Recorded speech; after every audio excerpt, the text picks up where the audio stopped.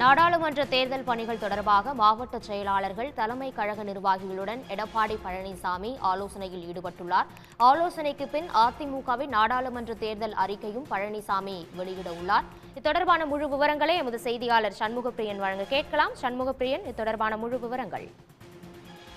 நாடாளுமன்ற தேர்தலுக்கான அதிமுகவுடைய வேட்பாளர் பட்டியல்கள் என்பது முழுமையாக வெளியிடப்பட்டிருக்கின்றன. 2 கட்டமாக வெளியிடப்பட்டிருக்கக்கூடிய இந்த வேட்பாளர் பட்டியலில் 33 வேட்பாளர்கள் இடம்பெற்றிருக்காங்க. அது மட்டும் இல்லாமல் கூட்டணி கட்சிகளுக்காக தலா 7 இடங்கள், மொத்தமாக 7 இடங்கள் ஒதுக்கப்பட்டிருக்கின்றன.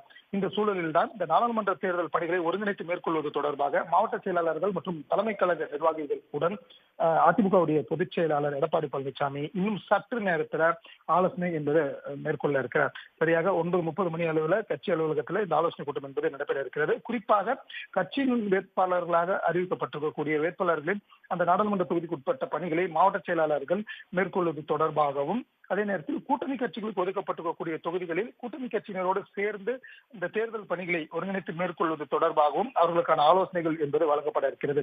அது மட்டுமில்லாமல் அதிமுக சார்பில் இந்த தினம் அதிமுகவுடைய தேர்தல் அறிக்கையும் வெளியிடப்பட இருக்கக்கூடிய நிலையில் அதிமுகவுடைய தேர்தல் அறிக்கையில் குறிப்பிட்டிருக்கக்கூடிய வாக்குறுதிகளை மற்றும் தமிழ்நாடு மக்கள் உரிமை சார்ந்த அறிவிப்புகளை பொதுமக்களுடைய வீடுதோறும் கொண்டு போய் சேர்க்க வேண்டும் என்ற அடிப்படையில மாவட்ட செயலாளர்கள் ஒவ்வொரு தொகுதிகளிலும் எவ்வாறு பணியாற்ற வேண்டும் என்பது குறித்த அறிவுறுத்தல்களும் அவர்களுக்கு வழங்கப்பட இருக்கிறது. இவ்வாறாக இந்த தேர்தலை ஒட்டி நடைபெறக்கூடிய இந்த ஆலோசனை கூட்டம் என்பது மிக முக்கியத்துவம் வாய்ந்ததாக பார்க்கப்படுகிறது. சரியாக 9:30 மணி அளவில் அதிமுகவுடைய கட்சி அலுவலகத்தில் இந்த ஆலோசனை கூட்டம் என்பது நடைபெற இருக்கிறது. அதற்கு முன்னதாக அதிமுகவுடைய நாடாளுமன்ற தேர்தல் அறிக்கையையும் பொதுச் செயலாளர் எடப்பாடி பழனிசாமி வெளியிட இருக்கிறார்.